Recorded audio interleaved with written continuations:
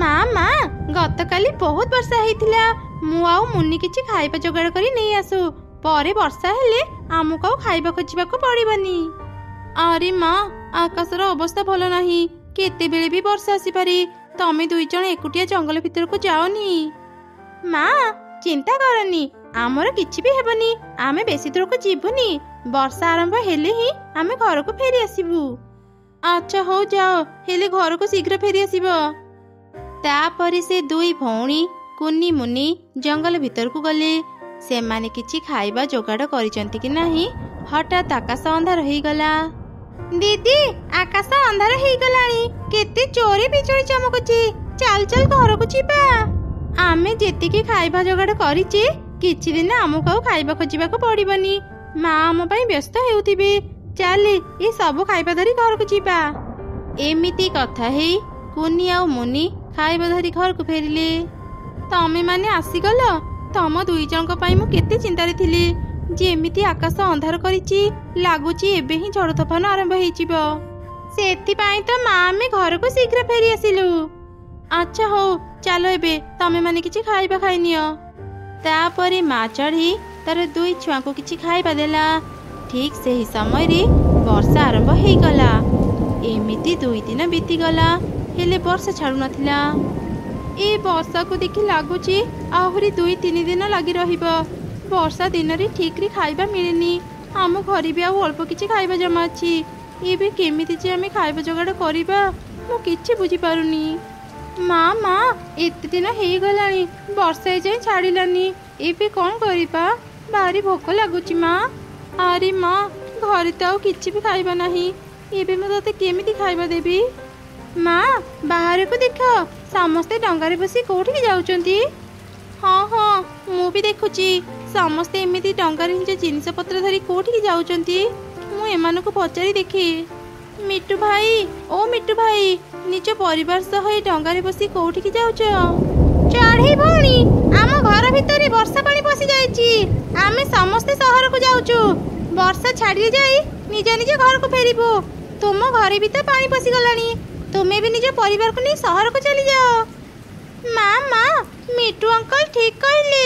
ଚାଲ ଆମେ ବି ତାଙ୍କ ପରି ସହରକୁ ଯିବା। ଆରେ ମା, ସହରରେ ଜାଗା ପାଇବା ଭାରି କଷ୍ଟ। ସେଠି ସବୁ ଜିନିଷର ଦାମ ଅଧିକ। ଆମ ପାଖରେ ଏତେ ଟଙ୍କା ନାହିଁ, ଆମେ ସେଠାରେ ଯାଇ ରହିପାରିବାନି। ଏହିପରି ଆହୁରି 2 ଦିନ ବିତିଗଲା।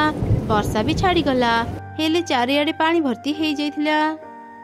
ମା ଭାରି ଭୋକ ଲାଗୁଛି, କିଛି ଖାଇବାକୁ ଦିଅ। ଘରେ ଆଉ କିଛି ବି ଖାଇବା ନାହିଁ। ମୁଁ ତମମାନଙ୍କୁ କ'ଣ ଦେବି?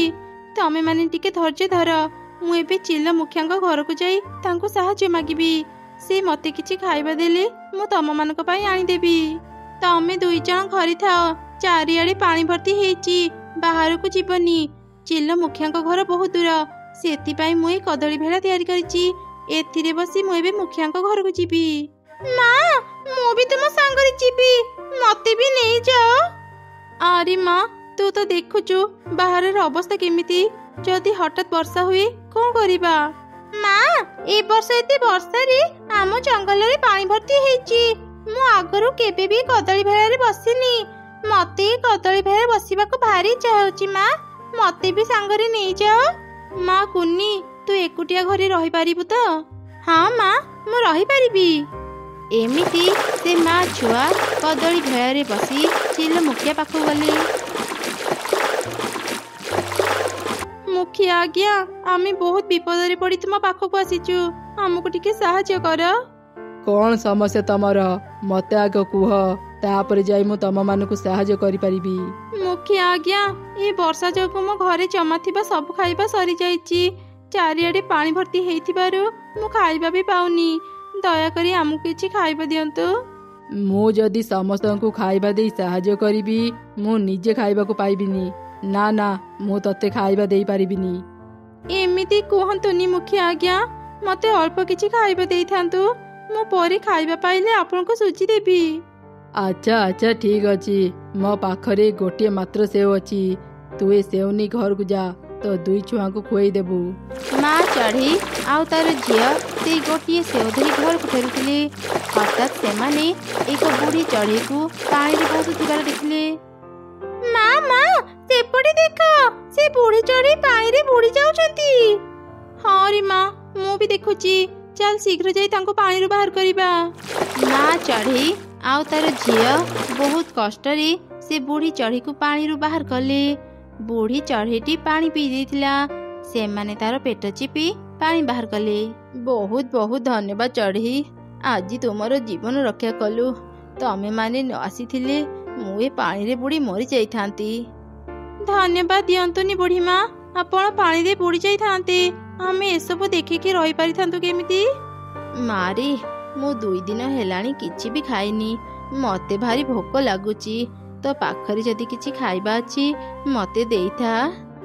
ଆମେ ବି 2 ଦିନ ହେଲାଣି କିଛି ଖାଇନୁ। ସେଥିପାଇଁ ଆମେ ଚିଲ ମୁଖିଆଙ୍କ ପାଖକୁ ଯାଇଥିଲୁ।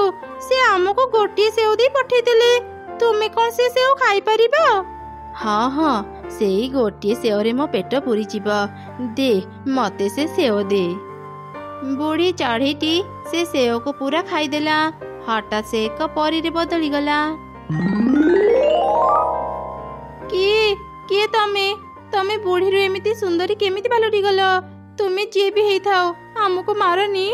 ତମେ ମାନେ ଭୟ କରନି, ମୁଁ ଗୋଟେ ପରୀ। ତମେ ମାନେ ମୋର ଜୀବନ ରକ୍ଷା କଲ, ମୁଁ କାହିଁକି ତମ ମାନଙ୍କୁ ମାରିବି? ତୁମେ ସତରେ ଜଣେ ପରୀ?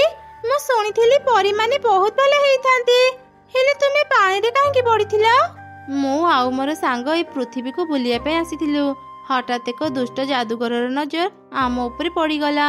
ସେ ଆମକୁ ଧରିବା ପାଇଁ ଆମର ପଛା କଲା। ମୁଁ କୌଣସି ମତେ ତା ପାଖରୁ ଖସି ଏଇ ଜଙ୍ଗଲକୁ ଚାଲି ଆସିଲି। ସେତେବେଳେ ଏଇ ଜଙ୍ଗଲରେ ବର୍ଷା ହେଉଥିଲା। ଚାରିଆଡ଼େ ପାଣି ଭର୍ତ୍ତି ହେଇଥିଲା। ମୁଁ ମୋ ଘରକୁ ଯିବା ସମୟରେ ଏଇ ପାଣିରେ ପଡ଼ିଗଲି। ମୋ ଡେଣା 2ଟି ପାଣିରେ ଭିଜିବା ଯୋଗୁଁ ମୁଁ ଉଡ଼ି ପାରିଲିନି। ସେଥିପାଇଁ ତ ମୁଁ ସାହାଯ୍ୟ ପାଇବା ଆଶାରେ ଏକ ବୁଢ଼ୀ ଚଢ଼େଇର ରୂପ ନେଲି। ତା ପରର ଘଟଣା ତମେ ମାନେ ତ ଜାଣ। ପରୀ, ତୁମକୁ ସାହାଯ୍ୟ କରି ଆମେ ବହୁତ ଖୁସି। ତମେ ମାନେ ମୋର ଜୀବନ ବଞ୍ଚିଛ। ମୁଁ ଖୁସିରେ ତମ ମାନଙ୍କୁ କିଛି ଉପହାର ଦେବାକୁ ଚାହୁଁଛି। କୁହ, ତୁମକୁ କ'ଣ ଦରକାର? ତୁମେ ଯଦି କିଛି ଦେବାକୁ ଚାହୁଁଛ ତେବେ ପୁରା ଜଙ୍ଗଲବାସୀଙ୍କୁ ଦିଅ। ଆମ ପରି ଅନେକ ଗରିବ ଚଢ଼େଇ ଏହି ଜଙ୍ଗଲରେ ଅଛନ୍ତି, ଯୋଉମାନେ ଖାଇବାକୁ ବି ପାଉନାହାନ୍ତି। ରହିବାକୁ ତାଙ୍କ ପାଖରେ ଘର ବି ନାହିଁ।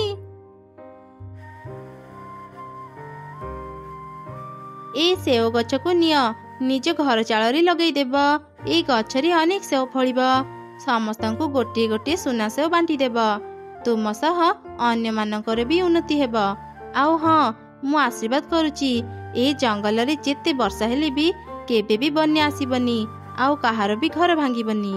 ପରୀ, ସତରେ ତୁମେ ବହୁତ ଭଲ। ତମେ ମାନେ ବି ବହୁତ ଭଲ। ନିଜ କଥା ନ ଭାବି ପୁରା ଜଙ୍ଗଲ କଥା ଚିନ୍ତା କରୁଛ। ଆଚ୍ଛା ଠିକ୍ ଅଛି, ମୁଁ ଏବେ ଯାଉଛି। ଏମିତି କହି ପରୀ ସେଠାରୁ ଚାଲିଗଲା। ତାପରେ ମା ଚଢ଼େଇ ଆଉ ତାର ଝିଅ ସେ ଛୋଟ ସେଓ ଗଛକୁ ଧରି ଘରକୁ ଫେରିଲେ। ସେମାନେ କୁନିକୁ ସବୁ ଘଟଣା କହିଲେ। ମୁଁ ସୁନା ସେଓ ସହ ଖାଇବା ବି ଦେଇପାରିବି। ଆରେ କ'ଣ, ଏଇ ଗଛଟି ତ କଥା କହିପାରୁଛି। ହଁ, ମୁଁ ଗୋଟେ ଯାଦୁର ଗଛ। ମୁଁ ତମମାନଙ୍କ ସହ କଥା ହେଇପାରିବି। ଏଇ କିଛି ଖାଇବା ନିଅ। ଖାଇବା ଖାଇସାରିଲା ପରେ ମତେ ନିଜ ଘର ଚାଳରେ ଲଗେଇ ଦିଅ। ଏମିତି ସେ ସେଓ ଗଛ ଅନେକ ଖାଇବା ଦେଲା। କୁନି ମୁନି ପେଟ ପୁରା ଖାଇବା ଖାଇଲେ। ମା ଚଢ଼େଇ ସେ ଗଛକୁ ନେଇ ନିଜ ଘର ଚାଳରେ ଲଗେଇଦେଲା। ଗଛଟି ସଙ୍ଗେ ସଙ୍ଗେ ବଡ଼ ହେଲା, ଆଉ ସେଥିରେ ସୁନାର ସେଓ ଫଳିଲା। ମା ଚଢ଼େଇ ସମସ୍ତଙ୍କୁ ଗୋଟି ଗୋଟି ସୁନା ସେଓ ବାଣ୍ଟି ଦେଲା।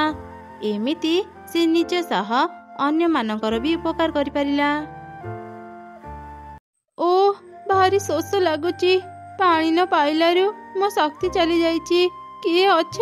ମତେ ଟିକେ ପାଣି ଦିଅ। ଏମିତି ସେ ବାଦଲ ରାସ୍ତାରେ ପଡ଼ି ଚିତ୍କାର କରୁଥିଲା। ସେହି ସମୟରେ ମା ଚଢ଼େଇ ଏକ କଳସୀରେ ପାଣି ଧରି ସେ ରାସ୍ତାରେ ଯାଉଥିଲା। ବାଦଲର ଏପରି ଚିତ୍କାର ଶୁଣି ସେ ତା ପାଖକୁ ଗଲା। ଚଢ଼େଇ, ମତେ ଟିକେ ପାଣି ଦେ। ମତେ ଭାରି ଶୋଷ ଲାଗୁଛି। ପାଣି ନ ପାଇଲାରୁ ମୋ ଦେହରେ ଶକ୍ତି ନାହିଁ। ଏ କ'ଣ, ତୁମେ ବାଦଲ ହେଇ କଥା କେମିତି କହିପାରୁଛ? ବାଦଲକୁ କ'ଣ ଶୋଷ ଲାଗେ? ଏ କଥା ମୁଁ ନୂଆ ଶୁଣିଲି। ମୁଁ ସାଧାରଣ ବାଦଲ ନୁହଁ ଚଢ଼େଇ, ମୁଁ କଥା କହିପାରି। ତୁମ ଜଙ୍ଗଲରେ ବର୍ଷା କରିବା ପାଇଁ ବାଦଲରାଣୀ ମୋତେ ଏଠାକୁ ପଠେଇଥିଲି। ମୁଁ ପାଣି ପିଇବା ପାଇଁ ନଦୀକୁ ଯାଉଥିଲି, ହେଲେ ମୋତେ ଶୋଷ ଲାଗିବାରୁ ମୁଁ ଦୁର୍ବଳ ହେଇଗଲି, ଆଉ ଆଗକୁ ଯାଇପାରିଲିନି। ଓ ଏମିତି କଥା। ତୁମେ ଚିନ୍ତା କରନି ବାଦଲ, ମୁଁ ଏବେ ନଦୀରୁ ପାଣି ନେଉଥିଲି। ତୁମେ ଗୋଟେ କଳସି ପାଣି ପିଇ ଦେଇଥାଅ, ତୁମକୁ ଶକ୍ତି ମିଳିଲେ ତୁମେ ନଦୀକୁ ଯିବ। ଏମିତି କହି ଚଢ଼େଇ ବାଦଲକୁ ପାଣି ପିଇବା ପାଇଁ ଦେଲା। ପାଣି ପିଇଲା ପରେ ବାଦଲକୁ ଭଲ ଲାଗିଲା। ବହୁତ ବହୁତ ଧନ୍ୟବାଦ ଚଢ଼େଇ, ତୋ ପାଇଁ ମୁଁ ଆଜି ଶକ୍ତି ଫେରି ପାଇଲି। ଏବେ ମୁଁ ନଦୀକୁ ଯାଇପାରିବି। ଚଢ଼େଇ, କାଲି ତୁମ ଜଙ୍ଗଲରେ ପ୍ରବଳ ବର୍ଷା ହେବ, ତୁ ଶୀଘ୍ର କିଛି ଖାଇବା ଯୋଗାଡ଼ କରି ନେଇଥା। ତାପରେ ବାଦଲ ସେଠାରୁ ଚାଲିଗଲା। ବାଦଲର କଥା ଶୁଣି ମା ଚଢ଼େଇ ଶୀଘ୍ର ବଜାରକୁ ଗଲା, ଆଉ ଅନେକ ସାରା ଖାଇବା ଧରି ଘରକୁ ଫେରି ଆସିଲା। ପରଦିନ ସକାଳେ, ମା ମା ଅନେକ ଦିନ ହେଇଗଲାଣି ଆମେ ଆଈ ଘରକୁ ଯାଇନାହାନ୍ତି, ଚାଲ ନା ମା ଆଜି ଆମେ ଆଈ ଘରକୁ ଯିବା। ହଁ ମା, ମୋର ବି ଆଈ କଥା ଭାରି ମନେ ପଡୁଛି, ଚାଲ ନା ମା ଆଜି ଆମେ ଆଈ ଘରକୁ ବୁଲିବା ପାଇଁ ଯିବା। ଆମେ ଯାଇଥାନ୍ତେ ଯେ ପିଲାମାନେ, ହେଲେ ଆଜି ଆମ ଜଙ୍ଗଲରେ ପ୍ରବଳ ବର୍ଷା ହେବ। ତୁମ ଆଈ ଘର ବହୁତ ଦୂର। ଆଜି ଯଦି ଆମେ ବାହାରକୁ ଯିବା ବର୍ଷାରେ ଭିଜିଯିବା। ବର୍ଷାରେ ଭିଜିଲେ ଆମ ଦେହ ଖରାପ ହେଇଯିବ। ଆଉ କିଛି ଦିନ ଅପେକ୍ଷା କର, ପାଗ ଭଲ ଦେଖି ଆମେ ତୁମ ଆଈ ଘରକୁ ବୁଲିବା ପାଇଁ ଯିବା। ମା, ତୁମେ ମିଛ କହୁଛ କଣ ପାଇଁ? ବାହାରେ ଦେଖ କେତେ ଖରା ଦେଉଛି, ଆଜି କେମିତି ବର୍ଷା ହେବ। ତାପରେ ମା ଚଢ଼େଇ ବାଦଲର ସବୁ କଥା ତାର ଦୁଇ ଛୁଆଙ୍କୁ କହିଲା। ଆଚ୍ଛା ଠିକ ଅଛି ମା, ଆମେ ଆଜି ବୁଲିବାକୁ ଯିବୁନି। ମା, ଆମେ ଏବେ ଖେଳିବା ପାଇଁ ବାହାରକୁ ଯାଉଛୁ। ଆଚ୍ଛା ହଉ ଯାଅ, ହେଲେ ଶୁଣ, ବର୍ଷା ଆରମ୍ଭ ହେଲେ ଶୀଘ୍ର ଘରକୁ ଚାଲି ଆସିବ। ଠିକ ଅଛି ମା। କୁନି, ଚାଲ ଆଜି ଆମେ ଦୁଇ ଜଣ ଆଈ ଘରକୁ ଯିବା। ଆମକୁ ବାହାରକୁ ନ ଛାଡିବା ପାଇଁ ମା ଆମକୁ ମିଛ କହିଲେ। ତୁ ନିଜେ ହିଁ ଭାବେ, ବାଦଲ କଣ କେବେ ପାଣି ପିଇପାରେ? ହଁ ମୁନି, ତୁ ଠିକ କହିଲୁ, ହେଲେ ଆମେ ଏତେ ଦୂର ଆଈ ଘରକୁ କେମିତି ଯିବା? ମୋର ତ ରାସ୍ତା ଠିକରେ ମନେ ପଡୁନି। ତୁ ଚିନ୍ତା କରନି, ମୋର ରାସ୍ତା ଠିକ ମନେ ଅଛି, ତୁ ଏବେ ମୋ ସାଙ୍ଗରେ ଚାଲ। ତାପରେ ଦୁଇ ଭଉଣୀ ନିଜ ଆଈ ଘରକୁ ଯିବା ପାଇଁ ବାହାରିଲେ। ରାସ୍ତାରେ ସେମାନେ ବହୁତ ଥକିଗଲେ। ସେମାନେ ଏକ ଜାଗାରେ ବସି ବିଶ୍ରାମ ନେବା ସମୟରେ ଗୋଟେ ବାଘ ସେ ଦୁଇ ଚଢ଼େଇଙ୍କୁ ଦେଖି ଭାବିଲା, ଆରେ ବା, ଏତେ କଣିଆ ଦୁଇ ଚଢ଼େଇ ଛୁଆ ଏଠି ଏକା ଏକା ଜଙ୍ଗଲରେ କ'ଣ କରୁଛନ୍ତି? ମୁଁ ଯଦି ଏବେ ଏଇ ଚଢ଼େଇ ଛୁଆଙ୍କୁ ଧରିବା ପାଇଁ ଯିବି, ଏମାନେ ଉଡ଼ି ଏଠାରୁ ଚାଲିଯିବେ। ମୁଁ ଆଗ ଏମାନଙ୍କୁ ମୋ କଥାରେ ଭୁଲେଇ ମୋ ସାଙ୍ଗରେ ମୋ ଗୁମ୍ଫାକୁ ନେଇଯାଏ। ସେଠି ମୁଁ ଆରାମରେ ଏଇ ଦୁଇ ଛୁଆଙ୍କୁ ମାରି ଖାଇପାରିବି। ବାଘ ଏପରି ଚିନ୍ତା କରି ଚଢ଼େଇ ଛୁଆଙ୍କ ପାଖକୁ ଗଲା। ବାଘକୁ ଦେଖି ଦୁଇ ଚଢ଼େଇ ଛୁଆ ଖୁବ ଡରିଗଲେ। ନା ନା, ଆମକୁ ଖାଅନି, ଆମକୁ ଛାଡ଼ି ଦିଅ। ତମେ ଦୁଇ ଛୁଆ ଭୟ କରନି, ମୁଁ ତମମାନଙ୍କର କିଛି କ୍ଷତି କରିବିନି। ମୁଁ ଗୋଟେ ଭଲ ବାଘ, ମୁଁ ଚଢ଼େଇ ଛୁଆଙ୍କୁ ମାରେନି, ଓଲଟା ମୁଁ ତାଙ୍କୁ ଚକୋଲେଟ୍ ଦେଇ ତାଙ୍କ ସହ ଖେଳେ। ମୋ ଗୁମ୍ଫାରେ ଅନେକ ଚକୋଲେଟ୍ ଅଛି, ତମେମାନେ ମୋ ସାଙ୍ଗରେ ଆସ, ମୋ ଗୁମ୍ଫାରେ ଥିବା ଚକୋଲେଟ୍ ଖାଇ ଖେଳିବ। ତୁମେ ସତ କହୁଛ? ତୁମ ଗୁମ୍ଫାରେ ଅନେକ ଚକୋଲେଟ୍ ଅଛି? ଚାଲ କୁନି, ଆମେ ତାଙ୍କ ଗୁମ୍ଫାକୁ ଯିବା ଆଉ ଚକୋଲେଟ୍ ଖାଇବା। ମତେ ଚକୋଲେଟ୍ ଖାଇବାକୁ ଭାରି ମଜା ଲାଗେ। ମୁନି ଦେଖେ, ଆକାଶ କେମିତି ଅନ୍ଧାର ହେଇଗଲାଣି। ଆଈ ଘରକୁ ଶୀଘ୍ର ନ ଗଲେ ଆମେ ବର୍ଷାରେ ଭିଜି ଯିବା। ବାଘ, ଆମେ ଆଜି ଆଈ ଘରକୁ ଯାଉଛୁ, କାଲି ଫେରି ଆସିବୁ। ତାପରେ ଆମେ ତୁମ ଗୁମ୍ଫାକୁ ଯାଇ ଚକୋଲେଟ୍ ଖାଇବୁ। ଆଚ୍ଛା ଠିକ ଅଛି, ମୁଁ କାଲି ଏଇଠି ତମମାନଙ୍କୁ ଜଗିଥିବି। ତମେମାନେ ମୋ ପାଖକୁ ଆସିବ, ମୁଁ ତମମାନଙ୍କୁ ମୋ ଗୁମ୍ଫାକୁ ନେଇଯିବି। ଏମିତି କଥା ହେଇ ଦୁଇ ଚଢ଼େଇ ଛୁଆ ନିଜ ଆଈ ଘରକୁ ଚାଲିଗଲେ, ଆଉ ବାଘ ନିଜ ଗୁମ୍ଫାକୁ ଫେରିଗଲା।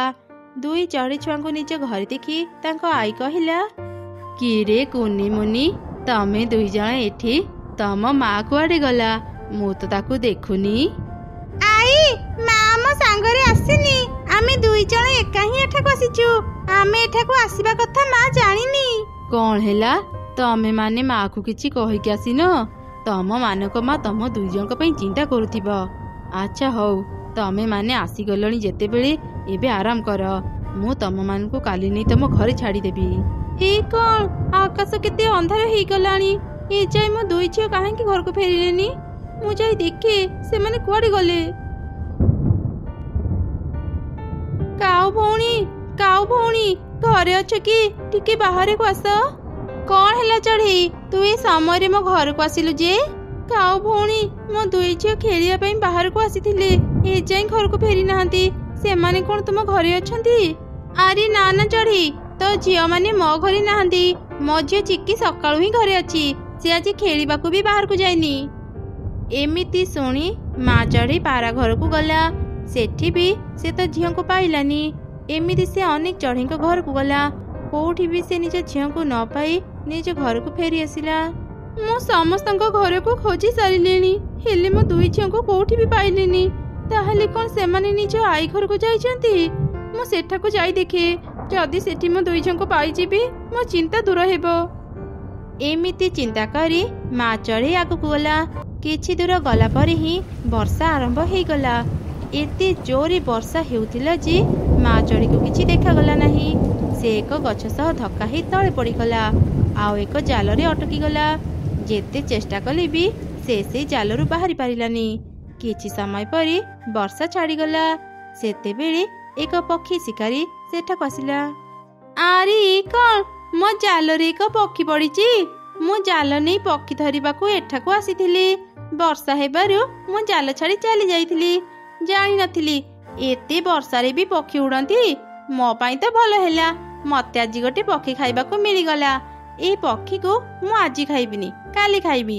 ଏତେ ଦିନ ପରେ ଯାଇ ମତେ ପକ୍ଷୀ ମାଂସ ଖାଇବାକୁ ମିଳିବ। ଯାଏ, ଏବେ ଏ ପକ୍ଷୀକୁ ନେଇ ଘରକୁ ଯାଏ।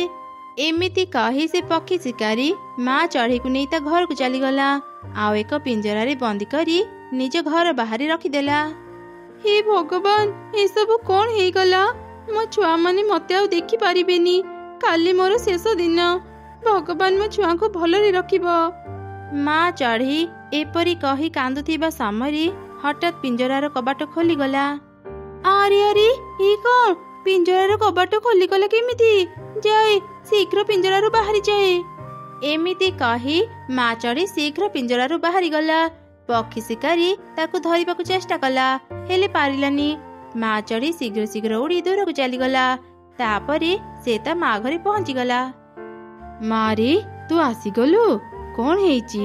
ତୁ ଏମିତି ଧଇଁ ସଇଁ କାହିଁକି ହେଉଛୁ? ତାପରେ ମା ଚଢ଼େଇ ସମସ୍ତଙ୍କୁ ସବୁ ଘଟଣା କହିଲା। ଦେଖିଲ ପିଲାମାନେ, ତମମାନଙ୍କ ଭୁଲ ପାଇଁ ତମ ମା କେମିତି ବିପଦରେ ପଡ଼ିଗଲା। ଆଉ ଦିନେ ବି ମାକୁ କିଛି ନ କହି କୁଆଡ଼େ ବି ଯିବନି। ମା, ଆମକୁ କ୍ଷମା କରିଦିଅ। ତୁମକୁ ନ କହି ଆମେ ଆଉ କୁଆଡ଼େ ବି ଯିବୁନି।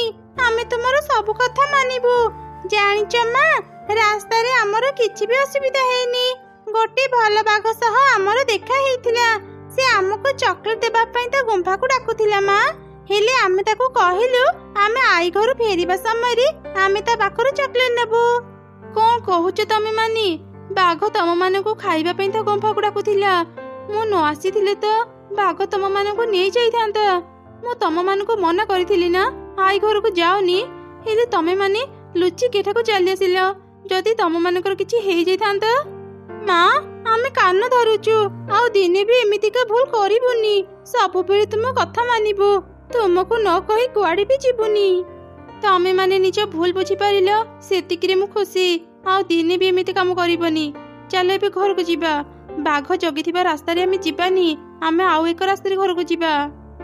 ଏମିତି କଥା ହେଇ ମା ଚଢ଼େଇ ତାର ଦୁଇ ଛୁଆଙ୍କୁ ନେଇ ଘରକୁ ଫେରି ଆସିଲା। ସେତେବେଳେ ସେ ଦେଖିଲା ତା ଘର ପାଖରେ ଏକ ସୁନ୍ଦର ବାଦଲ ଘର ଅଛି। ଏ କଣ? ଏଇଟା ତ ଗୋଟେ ବାଦଲ ଘର। ହେଲେ ବାଦଲ ଘର ଏଠାକୁ କେମିତି ଆସିଲା?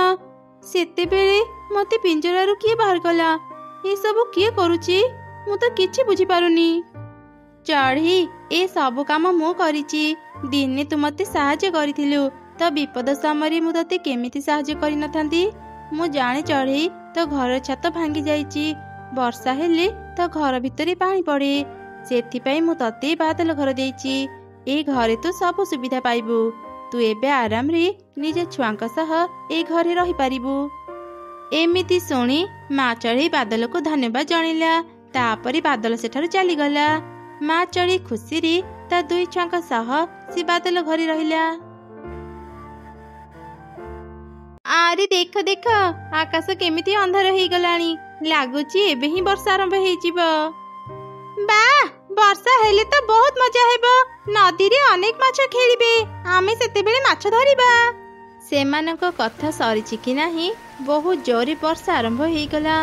ବର୍ଷା ଦେଖି ସବୁ ଚଢ଼େଇ ଖୁସି ହେଇଗଲେ ଆଉ ସମସ୍ତେ ନଦୀକୁ ଯାଇ ମାଛ ଧରିଲେ। ସେମାନଙ୍କ ଭିତରେ ରିନୁ ଆଉ ମିନୁ ଚଢ଼େଇ ବି ଥିଲେ। ସେ ଦୁଇ ଚଢ଼େଇ ଭଉଣୀ ଥିଲେ। ସେମାନେ ବି ନଦୀରୁ ମାଛ ଧରି ଘରକୁ ଫେରିଲେ। ରିନୁ, ଆଜି ଆମେ ଅନେକ ଗୁଡ଼ିଏ ମାଛ ଧରିଛେ। ଏବେ କିଛି ଦିନ ଆମକୁ ଆଉ ଖାଇବା ଖୋଜିବାକୁ ପଡ଼ିବନି। ଆରେ କ'ଣ, ଆମ ଘର ଭିତରେ ତ ପାଣି ପଡ଼ୁଛି। ତୁ ଚିନ୍ତା କରନି ମିନୁ, ଆମେ କାଲି ହିଁ ଘର ମରାମତି କରିବାର ବ୍ୟବସ୍ଥା କରିବା। ଏମିତି ସେ ରାତି ବିତିଗଲା। ପରଦିନ ସକାଳେ ଦୁଇ ଭଉଣୀ ନିଜ ଘରର ଛାତ ଠିକ୍ କରିବା ପାଇଁ ଚିନ୍ତା କଲେ ଆଉ ଜଙ୍ଗଲ ଭିତରକୁ ଯାଇ ଶୁଖିଲା କାଠ ଖୋଜିଲେ। ରିନୁ, ଏବେ ଆମେ କ'ଣ କରିବା? ଏତେ ଖୋଜିଲା ପରେ ବି ଆମେ ଶୁଖିଲା କାଠ ପାଇଲେନି। ଏବେ ଆମେ ଘର ମରାମତି କେମିତି କରିବା? ସେ ଦୁଇ ଜଣ ଏପରି କଥା ହେବା ସମୟରେ ହିଁ ମିଟୁ କିଛି ଶୁଖିଲା କାଠ ଧରି ସେଠାକୁ ଆସିଲା। ଆରେ ରିନୁ ମିନୁ, ତମେ ଦୁଇ ଜଣ ଏଠି କ'ଣ କରୁଛ? ନିଜ ଘର ମରାମତି କରିବନି କି? ମିଟୁ, ଆଜି ଆମେ ଘର ମରାମତି କରିବା ପାଇଁ ଜଙ୍ଗଲରେ ଶୁଖିଲା କାଠ ଖୋଜୁଥିଲୁ, ହେଲେ କୋଉଠି ବି ଭଲ କାଠ ପାଇଲୁନି। ଏଠାରୁ କିଛି ଦୂରରେ କାଉ ଆଉ ତାର ସ୍ତ୍ରୀ ଶୁଖିଲା କାଠ ବିକ୍ରି କରୁଛନ୍ତି। ଏଇ ଦେଖ, ମୁଁ ତାଙ୍କ ପାଖରୁ ଶୁଖିଲା କାଠ କିଣି ଆଣିଛି। ତମେ ମାନେ ବି ଯାଅ, ତାଙ୍କ ପାଖରୁ ଶୁଖିଲା କାଠ ନେଇ ଆସିବ। ଏମିତି ଶୁଣି ମିନୁ ଆଉ ରିନୁ କାଉ ମାନଙ୍କ ପାଖରୁ ଶୁଖିଲା କାଠ କିଣିବା ପାଇଁ ଚାଲିଗଲେ। ସେପଟେ ଆରେ ତମେ ଦେଖିଲ, ମୁଁ କେମିତି ସେ ମିଟୁକୁ ବୋକା ବନେଇ ଆମର ଖରାପ କାଠ ବିକ୍ରି କରିଦେଲି। ହଁ, ଯେତେବେଳେ ବର୍ଷା ହେବ ମିଟୁର ଘର ଭାଙ୍ଗିଯିବ। ସେ ପୁଣି ଥରେ ଆମ ପାଖକୁ କାଠ କିଣିବାକୁ ଆସିବ। ଆମେ ପୁଣି ତାକୁ ଖରାପ କାଠ ବିକ୍ରି କରିଦେବା ଆଉ 2 ଗଣା ଟଙ୍କା ରୋଜଗାର କରିବା। ଆମେ ଶୁଣିଲୁ ତମେ ମାନେ ଶୁଖିଲା କାଠ ବିକ୍ରି କରୁଛ। ଆମେ ବି ତୁମ ପାଖରୁ ଶୁଖିଲା କାଠ କିଣିବାକୁ ଆସିଛୁ। ସେମାନଙ୍କ କଥା ଶୁଣି ଦୁଇ କାଉ ଖୁବ୍ ଖୁସି ହେଇଗଲେ ଆଉ ତାଙ୍କୁ ବି ଖରାପ ଶୁଖିଲା କାଠ ବିକ୍ରି କଲେ। କାଠ ନେଇ ଦୁଇ ଭଉଣୀ ଘରକୁ ଫେରିଲେ ଆଉ ନିଜ ଘରକୁ ମରାମତି କଲେ। ମିଟୁ ବି ନିଜ ଘରକୁ ମରାମତି କରି ନେଇଥିଲା। ଏମିତି 2 ଦିନ ବିତିଗଲା। ଦିନେ ଜଙ୍ଗଲରେ ପ୍ରବଳ ବର୍ଷା ହେଲା। ଆରେ ଦେଖ ଦେଖ, ବର୍ଷା ଆରମ୍ଭ ହେଇଗଲାଣି। ଯୋଉ ଚଢ଼େଇ ମାନେ ଆମଠୁ ଶୁଖିଲା କାଠ କିଣିଥିଲେ, ଏବେ ତାଙ୍କ ଘର ଭାଙ୍ଗିଯିବ। କାଉ ସ୍ତ୍ରୀର କଥା ସରିଛି କି ନାହିଁ, ମିଟୁର ଘର ଭାଙ୍ଗି ତଳେ ପଡ଼ିଗଲା। ଶୁଣିଲୁ, ଏ ଶବ୍ଦ ନିଶ୍ଚୟ କାହାର ଘର ଭାଙ୍ଗିବାର। ହଁ ହଁ, ମୁଁ ଶୁଣିପାରିଲି। ଏବେ ସେମାନେ ପୁଣି ଆମ ପାଖରୁ ଆସି କାଠ କିଣିବେ। ଯାହା ହଉ, ଏ ବର୍ଷାରେ ସବୁ ଖରାପ କାଠ ବିକ୍ରି ହେଇଯିବ। ଏବେ ତ ମୁଁ ଆମ କାଠର ଦାମ ଆହୁରି ବଢ଼େଇଦେବି। ଦୁଷ୍ଟ କାଉମାନେ ମୋତେ ଖରାପ କାଠ ବିକ୍ରି କରିଥିଲେ, ତାଙ୍କ ପାଇଁ ମୋ ଘର ଭାଙ୍ଗିଗଲା। ଏବେ ମୁଁ କୋଉଠି ଆଶ୍ରୟ ନେବି? ଏମିତି ଚିନ୍ତା କରି ମିଟୁ ଆଶ୍ରୟ ପାଇଁ ଚଢ଼େଇଙ୍କ ଘରକୁ ଗଲା। ହେଲେ ସେ ଦେଖିଲା ରିନୁ ଆଉ ମିନୁ ବି ନିଜ ଭଙ୍ଗା ଘର ଉପରେ ବସି କାନ୍ଦୁଛନ୍ତି। ଏ ବର୍ଷାରେ ଆମ ସମସ୍ତଙ୍କ ଘର ଭାଙ୍ଗିଗଲା। ଏବେ ଆମେ କ'ଣ କରିବା? କୋଉଠି ଯାଇ ଆଶ୍ରୟ ନେବା? ସେ ଦୁଷ୍ଟ କାଉମାନେ ଆମକୁ ଖରାପ କାଠ ବିକ୍ରି କରିବା ଯୋଗୁଁ ଆମ ଘର ଭାଙ୍ଗିଗଲା। ସେମାନଙ୍କ ଘରକୁ ଦେଖ, ତାଙ୍କ ଘର ପୁରାପୁରି ଠିକ୍ ଅଛି। ଚାଲ ଆମେ ତାଙ୍କ ଘରକୁ ଯିବା ଆଉ ତାଙ୍କ ଘରେ ହିଁ ଆଶ୍ରୟ ନେବା। ତାପରେ ସେ 3 ଜଣ କାଉମାନଙ୍କ ଘରକୁ ଗଲେ ଆଉ ତାଙ୍କ ଘରର କବାଟ ବାଡ଼ିଲେ। ଆରେ ସେ ଦୁଇ ଚଢ଼େଇ ଆଉ ମିଟୁ ଆମ ଘରକୁ ଆସିଛନ୍ତି। ଲାଗୁଛି ଏମାନଙ୍କର ଘର ଭାଙ୍ଗି ଯାଇଛି। ଚାଲ ଚାଲ ବାହାରକୁ ଯିବା। ଏମାନେ ବୋଧେ ପୁଣି କାଠ କିଣିବାକୁ ଆସିଛନ୍ତି। କ'ଣ ହେଲା, ତମେ ମାନେ ଏଇ ସମୟରେ ଆମ ଘରକୁ ଆସିଲ? ତମ ଦୁଇ ଜଣଙ୍କ ପାଇଁ ଆମେ ଏତେ ହଇରାଣ ହେଉଛୁ। ତମେ ମାନେ ଆମକୁ ଖରାପ କାଠ ବିକ୍ରି କରିଥିଲ, ସେଥିପାଇଁ ବର୍ଷାରେ ଆମ ଘର ଭାଙ୍ଗିଗଲା। ଆଚ୍ଛା, ତ ଆଉ ଥରେ କାଠ ନେଇଯାଅ, ନିଜ ଘର ମରାମତି କରିନେବ। ନା ନା, ଆମେ ଆଉ ତମମାନଙ୍କଠୁ କାଠ ନେବୁନି। ବର୍ଷା ଛାଡ଼ିବା ଯାଏ ଆମକୁ ତୁମ ଘରେ ରହିବାକୁ ଦିଅ। ବର୍ଷା ଛାଡ଼ିଗଲେ ଆମେ ଜଙ୍ଗଲ ଭିତରୁ ମଜବୁତ କାଠ ଆଣି ଘର ତିଆରି କରିବୁ। ଆରେ ଶୁଣ ଶୁଣ, ଏମାନେ କ'ଣ କହୁଛନ୍ତି? ଏମାନେ ଆମ ଘରେ ରହିବେ। ତମମାନଙ୍କୁ ଆମ ଘର ଦେଇ ଆମେ କ'ଣ ଗଛ ଡାଳରେ ଯାଇ ରହିବୁ? ଆମ ଘରେ ଏତେ ଜାଗା ନାହିଁ। ଯାଅ ଯାଅ, ଆଉ କୋଉଠିକି ଯାଅ। ତମେ ଦୁଇ ଜଣ ବହୁତ ବଡ଼ ସ୍ୱାର୍ଥପର। ତମମାନଙ୍କ ପାଇଁ ଆଜି ଆମେ ଏ ଅସୁବିଧାରେ ପଡ଼ିଲୁ, ହେଲେ ତମେମାନେ ଆମକୁ ସାହାଯ୍ୟ କରୁନ। ଯାଅ ଯାଅ, ଆମକୁ ଆଉ ଭାଷଣ ଶୁଣାଅନି। ଚାଲ ରିନୁ, ଆମେ ଏଠୁ ଚାଲିଯିବା। ଏମାନଙ୍କୁ କହି କିଛି ଲାଭ ନାହିଁ। ତମେ ଦୁଇ କାଉ ମନେ ରଖ, ଯିଏ ଅନ୍ୟର କ୍ଷତି ଚାହେଁ ତାର ନିଜର ହିଁ କ୍ଷତି ହୁଏ। ତାପରେ ମିଟୁ, ରିନୁ ଆଉ ମିନୁ ସେଠାରୁ ଚାଲିଗଲେ। ସେମାନେ ବର୍ଷାରୁ ରକ୍ଷା ପାଇବା ପାଇଁ ଆଶ୍ରୟ ଖୋଜୁଥିଲେ। ସେତେବେଳେ ସେମାନେ ଏକ ଘର ଦେଖିଲେ ଆଉ ସେ ଘର ପାଖକୁ ଗଲେ। ଭିତରେ କିଏ ଅଛନ୍ତି? ବାହାରକୁ ଆସନ୍ତୁ। ଲାଗୁଛି ଏ ଘରେ କେହି ରହୁନଥିବେ। ଦେଖ ଘର କବାଟ ଖୋଲା ଅଛି। ଚାଲ ଚାଲ ଭିତରକୁ ଯିବା। ବର୍ଷା ଛାଡ଼ିବା ଯାଏଁ ଆମେ ଏ ଘରେ ରହିଯିବା। ଏମିତି କଥା ହେଇ ସେ 3 ଜଣ ଘର ଭିତରକୁ ଗଲେ। ଭିତରେ ଏକ ବୁଢ଼ୀ ଶିଆଳ ରହୁଥିଲା। ତାକୁ ଦେଖି ତ ସବୁ ଚଢ଼େଇ ଖୁବ୍ ଡରିଗଲେ। ନା ନା, ଭୟ କରନି, ମୁଁ କାହାର ବି କ୍ଷତି କରିବିନି। ମୁଁ ତ ଗୋଟେ ବୁଢ଼ୀ ଶିଆଳ। ମୁଁ ତମମାନଙ୍କର କେମିତି କ୍ଷତି କରିବି? ମୁଁ ସବୁବେଳେ ସମସ୍ତଙ୍କୁ ସାହାଯ୍ୟ କରେ। ସେଥିପାଇଁ ମୋ ଘର କବାଟ ଖୋଲା ରଖିଥାଏ। ଯିଏ ବି ମୋ ଘରକୁ ଆସନ୍ତି ମୁଁ ତାଙ୍କୁ ସାହାଯ୍ୟ କରେ। ତମେମାନେ ମୋ ଘରେ ଆଶ୍ରୟ ନେଇପାରିବ। ରିନୁ, ଏ ଶିଆଳକୁ ଦେଖି ମୋତେ ଭାରି ଡର ଲାଗୁଛି। ଆମେ ଏଠି ରହିବାନି, ଚାଲ ଏଠୁ ପଳେଇବା। ଆରେ ଚଢ଼େଇ, ତୁ ମୋତେ ଦେଖି ଡରୁଛୁ କ'ଣ ପାଇଁ? ମୋର ତ ବୟସ ହେଲାଣି। ମୁଁ ତମମାନଙ୍କର କିଛି କ୍ଷତି କରିବିନି। ତମେମାନେ ଯେତେ ଦିନ ଚାହିଁବ ଏ ଘରେ ରହିପାରିବ। ଆରେ ମିନୁ, ତୁ ଶିଆଳ ମାଉସୀଙ୍କୁ ଡରନି। ସେ ଆମର କିଛି କ୍ଷତି କରିବେନି। ଆମେ ଆଜି ରାତି ଏଠି ରହିଯିବା, ସକାଳେ ଏଠୁ ଚାଲିଯିବା। ଏମିତି କଥା ହେଇ ସେମାନେ ସେଇ ରାତି ସେଠି ରହିଗଲେ। ରିନୁ ଆଉ ମିଟୁ ବହୁତ ଥକି ଯାଇଥିଲେ। ସେମାନେ ଶୀଘ୍ର ହିଁ ଶୋଇପଡ଼ିଲେ। ହେଲେ ମିନୁ ଭୟରେ ଶୋଇପାରିଲାନି। ହଠାତ୍ ସେ ଶୁଣିଲା, ଲାଗୁଛି ଏମାନେ ଶୋଇପଡ଼ିଲେଣି। ଯାଏ ଏବେ ମୋ ଜାଲ ନେଇ ଆସି 3 ଜଣଙ୍କୁ ଏକା ସାଙ୍ଗରେ ଧରି ମାରିଦେବି। ତାପରେ ଏମାନଙ୍କ ମାଂସ ଫ୍ରିଜରେ ରଖି ଅଳ୍ପ ଅଳ୍ପ କରି ଖାଇବି। ଏମିତି କହି ସେ ବୁଢ଼ୀ ଶିଆଳ ନିଜ ରୋଷେଇ ଘରକୁ ଗଲା। ସେ ଏକ ଜାଲ ଆଉ ଏକ ଛୁରୀ ବାହାର କଲା। ସେ ଛୁରୀକୁ ଧାର କରିବା ସମୟରେ ମିନୁ ତାର ପଛେ ପଛେ ସେଠାକୁ ଆସିଲା। ବାବା, ଆଜି ଦିନଟା ମୋ ପାଇଁ କେତେ ଭଲ। ମୁଁ ବୁଢ଼ୀ ହେବାରୁ ଆଉ ଶିକାର କରିବାକୁ ଯାଇପାରୁନଥିଲି। ଏତେ ଦିନ ପରେ ମୋତେ ଅନେକ ଚଢ଼େଇ ଏକା ସାଙ୍ଗରେ ଖାଇବାକୁ ମିଳିଗଲା। ଏବେ ଆଉ କିଛି ଦିନ ମୋତେ ଖାଇବା ଖୋଜିବାକୁ ପଡ଼ିବନି। ରିନୁ, ମିଟୁ, ଶୀଘ୍ର ଉଠ, ନହେଲେ ସେ ଶିଆଳ ଆମକୁ ଖାଇଦେବ। ମିନୁର ପାଟି ଶୁଣି ରିନୁ ଆଉ ମିଟୁ ଉଠି ପଡ଼ିଲେ। ସେମାନେ ବି ଶିଆଳର କଥା ଶୁଣିଲେ। ଆମକୁ ମାରିବା ପାଇଁ ସେ ବୁଢ଼ୀ ଶିଆଳ ଏକ ଛୁରୀ ଧାର କରୁଛି। ଚାଲ ଶୀଘ୍ର ଏଠୁ ପଳେଇବା। ଏମିତି ସେ 3 ଜଣ ଶୀଘ୍ର ଶିଆଳ ଘରୁ ବାହାରି ଆସିଲେ। ଯେତେବେଳେ ଶିଆଳ ବାହାରକୁ ଆସିଲା ସେ କାହାକୁ ବି ଦେଖିବାକୁ ପାଇଲାନି। ଆରେ ଏ କ'ଣ? ସେ ଚଢ଼େଇମାନେ ଏଠୁ ଚାଲିଗଲେ। ଏତେ ପାଖରେ ପାଇବି ମୁଁ ଚଢ଼େଇମାନଙ୍କୁ ମାରିପାରିଲିନି। ଏମିତି କହି ବୁଢ଼ୀ ଶିଆଳ ମନ ଦୁଃଖ କଲା।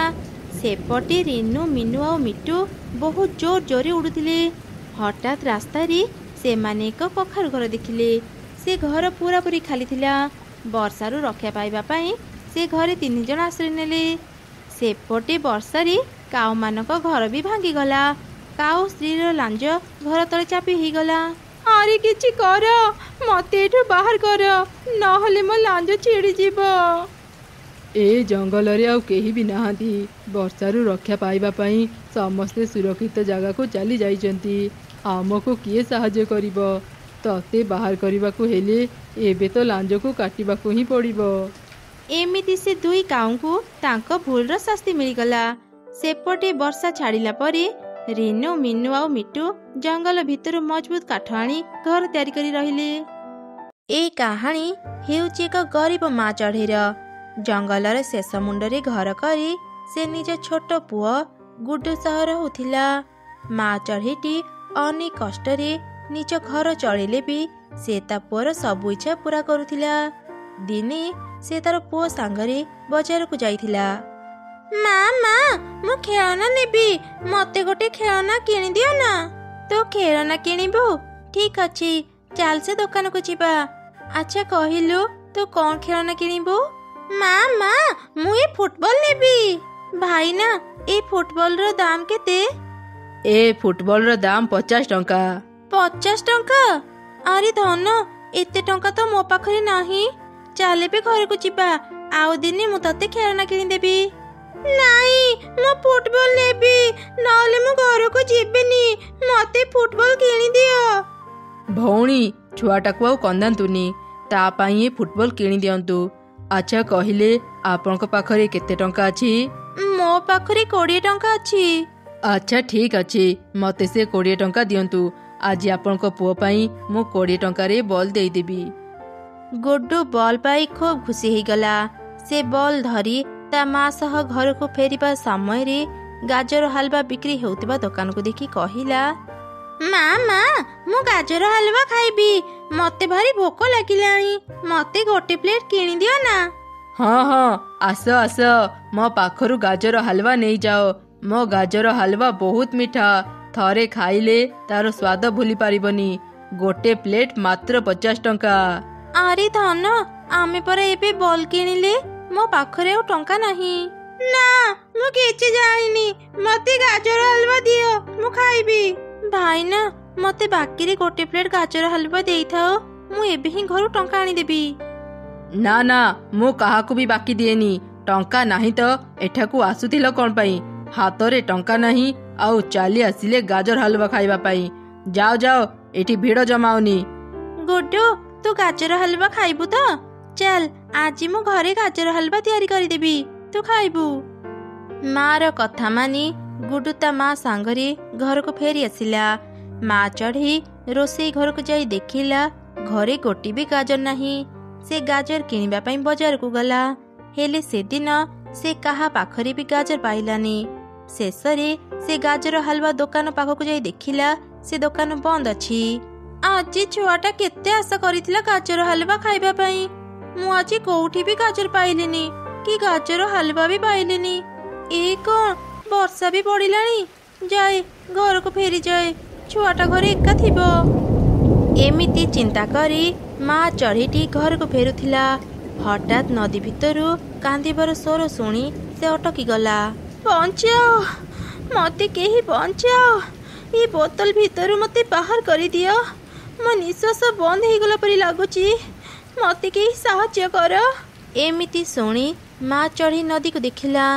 नदी पानी रे एक बोतल भासुथिला। से बोतल भितरी एक छोट प्रजापति थिला। प्रजापति को देखी माँ चढ़ी मनरे दया आसिला। से नदी बोतल को आनी ता मुह को खोलीदेला। संगे संगे से प्रजापति बोतल भितर बाहरी आसिला। हेले कौन से प्रजापति हठात एक सुंदर परी रे बदली गला। चढ़ी तते अनेक अनेक धन्यवाद, केते दिनरू मु ए बोतल रे बंदी हेइथिली, आज तो पाई मु मुक्त हो पारिली। तुमे किए?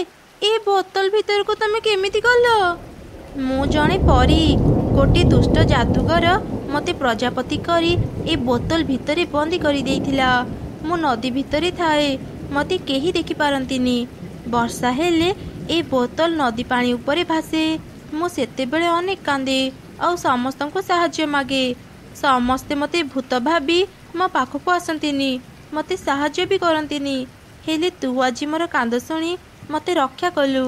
मु तोरी उपकार केबे भी भूलिबिनी। मु तते किछि देबाकू चाहूची, कह चढ़ी तोर कौन दरकार? ना ना मोर सेमिति किछि दरकार नहीं। कथा कौन कि आज मो पुओटी गाजर हलवा खाइबाकू भारी इच्छा करिथिला। आज मो बाजार रे कोठी भी गाजर पाइलिनी। कौन तुमे मते किछि गाजर देई परिबो? आरे चढ़ी सतरे तू केते सरल। तो चाहिथिले मते सुना रूपा टंका पैसा आहुरी अनेक किछि मागी पारि थांतु, ता न मागी तू मते गाजर मागुछु। मु तते गोटे गाजर मंजी देबी, तू से गाजर मंजी नहीं निज अगणा रे पति देबू। सकाळे तू एमिति गोटे बड़ गाजर पाइबू, अनेक दिन धरी तू गाजर हलवा करी खाई पारिबू। एमिति कही परी चढ़ी को गाजर मंजी देला। चढ़ी से गाजर मंजी नहीं घर को गला, आउ निज अगणा रे पति देला। राति सारा वर्षा हेउथिला। चढ़ी आउ तार पुओ शोइथिले। अधराति रे भूमिकंप हेला परी तांको घर हलिला। सकाळे वर्षा छाड़ी गला। माँ चढ़ीटी बाहर को आसी देखिला तांको घर अगणा रे एक बड़ गाजर बाहरिची। चढ़ीर पड़ोशी माने भी सेठाकू आसी बड़ गाजर को देखी कहिले, अरे चढ़ी तू एते बड़ गाजर चाष कलु केमिति? बाप रे ए गाजर तो सतरे बहुत बड़। माँ एबे तुमे मते गाजर हलवा तैयारी करी दियो ना।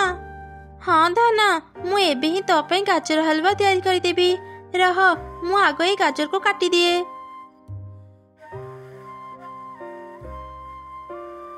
अरे चढ़ी तू ए छोट छुरी रे एते बड़ गाजर काटी पारिबुनी। ମୋ ପାଖରେ ଗଛ କାଟିବା କଟୁରୀ ଅଛି। ରହ, ମୁଁ ଆଣି ଦଉଛି। ସମସ୍ତେ ମିଶି ଏ ଗାଜରକୁ କାଟିବା। ବଡ଼ ଗାଜର କଥା ସଙ୍ଗେ ସଙ୍ଗେ ହିଁ ଚାରିଆଡ଼େ ପ୍ରଚାର ହେଇଗଲା। ଜଙ୍ଗଲର ରାଜା ବି ସେ ବଡ଼ ଗାଜର ଦେଖିବା ପାଇଁ ଆସିଲା। ସମସ୍ତେ ମିଶି ଟିକେ ଟିକେ କରି ସେ ବଡ଼ ଗାଜରକୁ କାଟିଲେ। ମା ଚଢ଼େଇ ସମସ୍ତଙ୍କୁ ଗାଜର ହାଲୁଆ ତିଆରି କରି ଖାଇବାକୁ ଦେଲା। ମା ଚଢ଼େଇର ହାତ ତିଆରି ଗାଜର ହାଲୁଆ ରାଜା ଚଢ଼େଇକୁ ଭାରି ମିଠା ଲାଗିଲା। ଆରେ ବାହ ଚଢ଼େଇ, ତୁ ତ ବହୁତ ଭଲ ଗାଜର ହାଲୁଆ ତିଆରି କରିଛୁ। ମୁଁ ତତେ ରାଜପ୍ରସାଦରେ ରୋଷେଇଆର ଚାକିରି ଦେଉଛି। କାଲିଠୁ ତୁ ମୋ ପାଇଁ ରୋଷେଇ କରିବୁ। ଆଉ ହଁ, ଏତେ ବଡ଼ ଗାଜର ଚାଷ କରିଥିବାରୁ ମୁଁ ତତେ କିଛି ଉପହାର ବି ଦେଉଛି। ଏଇ ନେ। ଏମିତି କହି ରାଜା ମା ଚଢ଼େଇକୁ ଏକ ସୁନା ଟଙ୍କାର ଥଳି ଦେଲା। ମା ଚଢ଼େଇ ଖୁସି ହେଇ ରାଜାକୁ ଧନ୍ୟବାଦ ଜଣାଇଲା। ମା ଚଢ଼େଇ ସେ ବଡ଼ ଗାଜରକୁ ଜଙ୍ଗଲ ସାରା ଚଢ଼େଇଙ୍କୁ ବାଣ୍ଟିଦେଲା। 7 ଦିନ ଧରି ସମସ୍ତେ ସେ ଗାଜରରୁ ମିଠା ହାଲୁଆ ତିଆରି କରି ଖାଇଲେ। ରାଜପ୍ରସାଦରେ ମା ଚଢ଼େଇଟି ରୋଷେଇଆର ଚାକିରି ପାଇଲା। ପ୍ରତ୍ୟେକ ମାସ ସେ ଅନେକ ଟଙ୍କା ପାଉଥିଲା। ତାର ଆଉ କିଛି ଅଭାବ ରହିଲାନି। ନିଜ ଛୁଆ ସହ ସେ ଆରାମରେ ଚଳିଲା। ଥରେ ଗୋଟିଏ ଜଙ୍ଗଲରେ ଏକ ଚଢ଼େଇ ତାର ପରିବାର ସହ ରହୁଥିଲା। ସେମାନେ ନିଜ ପାଇଁ ଏକ ଛୋଟ ଘର ତିଆରି କରିଥିଲେ। ଯେତେବେଳେ ଯାହା ବି ପାଉଥିଲେ ତାକୁ ଖାଇ ସେମାନେ ନିଜ ଦିନ କାଟୁଥିଲେ। ଦିନେ ଜଙ୍ଗଲରେ ପ୍ରବଳ ବର୍ଷା ହେଲା। ସେଇ ବର୍ଷାରେ ଚଢ଼େଇଙ୍କ ଘର ଟିକେ ଭାଙ୍ଗିଗଲା। ଆରେ, ଏ କ'ଣ ହେଇଗଲା? ଏତେ ଅଳ୍ପ ବର୍ଷାରେ ବି ଆମ ଘର ଭାଙ୍ଗିଗଲା। ଏବେ ଆମେ ଆଉ କ'ଣ କରିପାରିବା? ତୁ ଚିନ୍ତା କରନି ମିନୁ, କାଲି ହିଁ ଆମେ ଆମ ଘରକୁ ପୁଣି ଥରେ ସଜାଡ଼ି ଦେବା। ଏମିତି ପରଦିନ ସକାଳେ ସେ ଦୁଇ ଚଢ଼େଇ ତାଙ୍କ ଭଙ୍ଗା ଘରର ମରାମତି କଲେ। ଘର ସଜାଡ଼ିବାର କିଛି ଦିନ ପରେ ହିଁ ମା ଚଢ଼େଇଟି 2ଟି ଅଣ୍ଡା ଦେଲା। କିଛି ଦିନ ବିତିଗଲା। ଥରେ ରାତିରେ ବହୁତ ଜୋରରେ ବର୍ଷା ହେଲା। ସବୁ ଚଢ଼େଇ ନିଜ ନିଜ ଘର ଛାଡ଼ିଦେଲେ। ଆଉ ଏକ ଶକ୍ତ ବରଗଛ ଭିତରକୁ ଚାଲିଗଲେ। ସେ ବରଗଛ ଭିତରେ ଏକ ବହୁତ ବଡ଼ କଣା ଥିଲା। ବର୍ଷାରୁ ରକ୍ଷା ପାଇବା ପାଇଁ ସବୁ ଚଢ଼େଇ ସେଠାରେ ଆଶ୍ରୟ ନେଉଥିଲେ। ଆରେ ମିନୁ, ବର୍ଷା ବହୁତ ଜୋରରେ ହେଉଛି। ଶୀଘ୍ର ଚାଲ, ଆମେ ବି ସେ ଗଛ ଭିତରକୁ ଯିବା। ସବୁ ଚଢ଼େଇ ସେଠାକୁ ଚାଲିଗଲେଣି। ମୁଁ ପ୍ରଥମ ଥର ଅଣ୍ଡା ଦେଇଛି। ମୋ ଅଣ୍ଡା ଛାଡ଼ି କୁଆଡ଼େ ବି ଯିବିନି। ତମେ ସେ ଗଛ ଭିତରକୁ ଚାଲିଯାଅ। ମୋ ପାଇଁ ଚିନ୍ତା କରନି। ମୁଁ ଏଠୁ କୁଆଡ଼େ ବି ଯିବିନି। ଓହୋ, ତୁ ବୁଝୁନୁ କ'ଣ ପାଇଁ? ବର୍ଷା ବହୁତ ଜୋରରେ ହେଉଛି। କେତେବେଳେ ଯେ ଆମ ବସା ଭାଙ୍ଗିଯିବ କହିହେବନି। ଏଠି ବେଶୀ ସମୟ ରହିବା ଠିକ୍ ନୁହଁ। ଚାଲ ଜଲ୍ଦି ଏଠୁ ପଳେଇବା। ଏମିତି ମଣ୍ଟୁ ଚଢ଼େଇ ମିନୁକୁ ବୁଝେଇବା ସମୟରେ ଗଛରୁ ଗୋଟେ ଡାଳ ଖସି ମିନୁ ଚଢ଼େଇର ମୁଣ୍ଡରେ ପଡ଼ିଲା। ମିନୁ ଚଢ଼େଇ ବେହୋସ ହେଇଗଲା। ଏମିତି ଦେଖି ମଣ୍ଟୁ ଚଢ଼େଇ ତୁରନ୍ତ ମିନୁକୁ ଧରି ସେଇ ବରଗଛ ଭିତରକୁ ଚାଲିଗଲା। ରାତି ସାରା ବର୍ଷା ହେବା ପରେ ସକାଳେ ବର୍ଷା ଛାଡ଼ିଗଲା। ସବୁ ଚଢ଼େଇ ଗଛ ଭିତରୁ ବାହାରି ଆସିଲେ। ହେଲେ ସବୁ ଚଢ଼େଇଙ୍କ ଘର ଭାଙ୍ଗି ଯାଇଥିଲା। ସେମାନେ ନିଜ ଭଙ୍ଗା ଘରକୁ ଦେଖି ବହୁତ କାନ୍ଦିଲେ। ମଣ୍ଟୁ ଆଉ ମିନୁ ଚଢ଼େଇ ବି ନିଜ ଭଙ୍ଗା ଘର ପାଖରେ ଥିଲେ। ତଳେ ପଡ଼ି ତାଙ୍କ ବସା ସହ ଅଣ୍ଡା ବି ଭାଙ୍ଗି ଯାଇଥିଲା। ମୁଁ ତମକୁ କହୁଥିଲି ନା, ମୁଁ ମୋ ଅଣ୍ଡା ଛାଡ଼ି କୁଆଡ଼େ ବି ଯିବିନି। ଦେଖ, ମୋର ସବୁ ଅଣ୍ଡା ଭାଙ୍ଗି ଯାଇଛି। ତୁ ଆଉ କାନ୍ଦିନି। କେବଳ ଆମ ଘର ନୁହଁ, ବର୍ଷାରେ ସବୁ ଚଢ଼େଇଙ୍କ ଘର ଭାଙ୍ଗି ଯାଇଛି। ସେତେବେଳେ ଟିକି ଚଢ଼େଇ କିଛି ଖାଇବା ଧରି ସେଠାକୁ ଆସିଲା। ଆଉ ଚଢ଼େଇମାନଙ୍କୁ ଖାଇବା ପାଇଁ ଦେଲା। ରାତିରୁ ହିଁ ଚଢ଼େଇମାନେ କିଛି ଖାଇନଥିଲେ। ଟିକି ଚଢ଼େଇକୁ ଦେଖି ମିନୁ ଚଢ଼େଇ କହିଲା, ଏ ଭୟଙ୍କର ବର୍ଷାରେ ସବୁ ଚଢ଼େଇଙ୍କ ଘର ଭାଙ୍ଗି ଯାଇଛି। ହେଲେ ଟିକି ଚଢ଼େଇର ଘର କାହିଁକି ଭାଙ୍ଗିନି? ତା ଘର ବାଉଁଶରେ ତିଆରି। ସେ ଘର ସବୁ ବହୁତ ମଜବୁତ ହେଇଥାଏ। ଯେତେ ଝଡ଼ ତୋଫାନ ଆସିଲେ ବି ସେ ଘର ଭାଙ୍ଗି ନଥାଏ। ଆରେ ବାଃ, ତେବେ ଚାଲ ଆମେ ବି ଏଥର ଆମର ଏକ ବାଉଁଶ ଘର ତିଆରି କରିବା। ସେମିତି ହେଲେ ଆମକୁ ବି ଆଉ ବର୍ଷାରେ ଏତେ ହଇରାଣ ହେବାକୁ ପଡ଼ିବନି। ସେ ବାଉଁଶ ଘର ତିଆରି କରିବା ଏତେ ସହଜ ନୁହଁ। ସେଥିପାଇଁ ବହୁତ ପରିଶ୍ରମ କରିବାକୁ ପଡ଼େ। ଆମେ 2 ଜଣ ଏତେ ପରିଶ୍ରମ କରିପାରିବାନି। ଟିକି ଚଢ଼େଇ ତା ବାଉଁଶ ଘର ତିଆରି କରିନି। ତା ଜେଜେବାପା ସେ ଘର ତିଆରି କରିଥିଲେ। ତା ମାନେ ସେ ବାଉଁଶ ଘର ଏତେ ମଜବୁତ ଯେ 3 ପିଢ଼ି ସେ ଘରେ ରହିଲେଣି, ଅଥଚ ସେ ଘର ଏଯାଏଁ ଟିକେ ବି ଭାଙ୍ଗିନି। ଏବେ ତ ମୁଁ ସେ ବାଉଁଶ ଘର ନିଶ୍ଚୟ ତିଆରି କରିବି। ତୁମେ ପରିଶ୍ରମ କରିବାକୁ ଡରନି। ଥରେ ପରିଶ୍ରମ କଲେ ଆମେ ଜୀବନ ସାରା ଶାନ୍ତିରେ ରହିବା। ବାଉଁଶ ଘର ତିଆରି କରିବାରେ ମୁଁ ବି ତମକୁ ସାହାଯ୍ୟ କରିବି। ଏମିତି ମିନୁ ଚଢ଼େଇ ମଣ୍ଟୁକୁ ବୁଝେଇବା ପରେ ସେ ବାଉଁଶ ଘର ତିଆରି କରିବାକୁ ରାଜି ହେଇଗଲା। ତାପରେ ସେମାନେ ବହୁତ ପରିଶ୍ରମ କରି ବାଉଁଶ ଯୋଗାଡ଼ କଲେ ଆଉ ବାଉଁଶରେ ଘର ତିଆରି କରିବା ଆରମ୍ଭ କଲେ। ସେମାନେ ଦିନ ରାତି ପରିଶ୍ରମ କରି ବାଉଁଶ ଯୋଗାଡ଼ କରୁଥିଲେ ଆଉ ଘର ତିଆରି କରୁଥିଲେ। ବହୁତ ଦିନରୁ ସେମାନଙ୍କୁ ଗୋଟେ ମିଟୁ ଦେଖୁଥିଲା। ସେ ମଣ୍ଟୁ ପାଖକୁ ଆସି କହିଲା, ଆରେ ଇଏ କି ବେକାର କାମ କରୁଛ ତମେ ମାନେ? ଟିକି ଚଢ଼େଇର ବାଉଁଶ ଘର ଦେଖି ତମେ ମାନେ ଭାବୁଛ ତା ଭଳି ଘର ତିଆରି କରିଦେବ? ଆରେ ତା ଘର ଆଜି କି କାଲି ନୁହଁ, ତା ଜେଜେବାପା ବନିଥିଲେ। ଏତେ ଦିନର ମଜବୁତ ଘର ପରି କ'ଣ ତମେ ମାନେ ତିଆରି କରିପାରିବ? ବେକାର ପରିଶ୍ରମ କରୁଛ ତମେ ମାନେ, ତମ ମାନଙ୍କୁ କିଛି ଲାଭ ମିଳିବନି। ତମେ ମିଟୁ କଥା ଶୁଣନି, ନିଜ କାମରେ ମନ ଦିଅ। ଦେଖିବ ଆମ ପରିଶ୍ରମ ଦିନେ ନା ଦିନେ ନିଶ୍ଚୟ ସଫଳ ହେବ ଆଉ ଆମ ପାଖରେ ବି ଏକ ସୁନ୍ଦର ମଜବୁତ ବାଉଁଶ ଘର ଥିବ। ଏମିତି 2 ମାସ ବିତିଗଲା।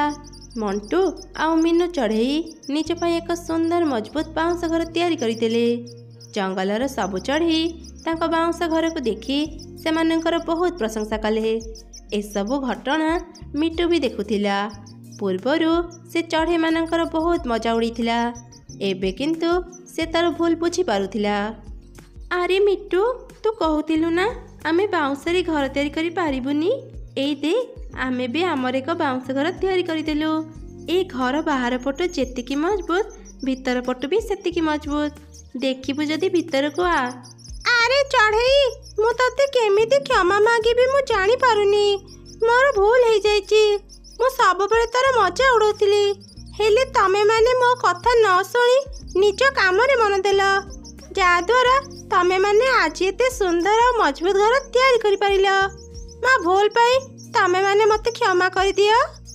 ଠିକ୍ ଅଛି, ତୁ ତ ଭୁଲ ବୁଝି ସାରିଛୁ, ସେଇଟା ବଡ଼ କଥା। ମୁଁ ତତେ କେବେଠୁ କ୍ଷମା କରିଦେଇଛି। ହେଲେ ହଁ, କଥା ଦେଇଛି ୟା ପରଠୁ ଯିଏ ଯାହା କାମ କଲେ ବି ତୁ ତାଙ୍କର ମଜା ଉଡ଼େଇବୁନି। ମିଟୁ ଚଢ଼େଇ କଥାରେ ରାଜି ହେଇଗଲା। ଏମିତି ମିନୁ ଆଉ ମଣ୍ଟୁ ଚଢ଼େଇ ଖୁସି ଖୁସି ତାଙ୍କ ବାଉଁଶ ଘରେ ରହିଲେ। ମଣ୍ଟୁ ଚଢ଼େଇ ଜଙ୍ଗଲର ଅନ୍ୟ ଚଢ଼େଇମାନଙ୍କୁ ବାଉଁଶରେ ଘର ତିଆରି କରିବା ଶିଖେଇଲା। ସବୁ ଚଢ଼େଇ ବି ନିଜ ପାଇଁ ଏକ ମଜବୁତ ଘର ତିଆରି କରିବା ଆରମ୍ଭ କଲେ। ତାପରେ ଯେତେ ବର୍ଷା ହେଲେ ବି ଚଢ଼େଇମାନଙ୍କ ଘର ଆଉ ଭାଙ୍ଗିଲାନି। ସେମାନେ ଆରାମରେ ତାଙ୍କ ଘରେ ରହିଲେ। ଏକ ଘଞ୍ଚ ଜଙ୍ଗଲ ଭିତରେ ଗୋଟିଏ ମା ଚଢ଼େଇ ତାର 7ଟି ଛୁଆଙ୍କ ସହ ବସାରେ ବସିଥିଲା। ହଠାତ୍ ସେହି ସମୟରେ ଜୋର ଜୋରେ ପବନ ବହିଲା। ପବନର ବେଗ ଏତେ ଥିଲା ଯେ ଚଢ଼େଇର ବସା ଭାଙ୍ଗି ପବନରେ ଉଡ଼ିଗଲା। ମା, ଏ ପବନରେ ଆମ ବସା ଭାଙ୍ଗିଗଲା। ଏବେ ଆମେ କୋଉଠି ରହିବା ମା? ଚିନ୍ତା କରନି ପିଲାମାନେ, ପାଖ ଜଙ୍ଗଲରେ ମୋ ଭଉଣୀ ରୁହେ। ଆମେ ସମସ୍ତେ ଏବେ ସେ ଜଙ୍ଗଲକୁ ଯିବା।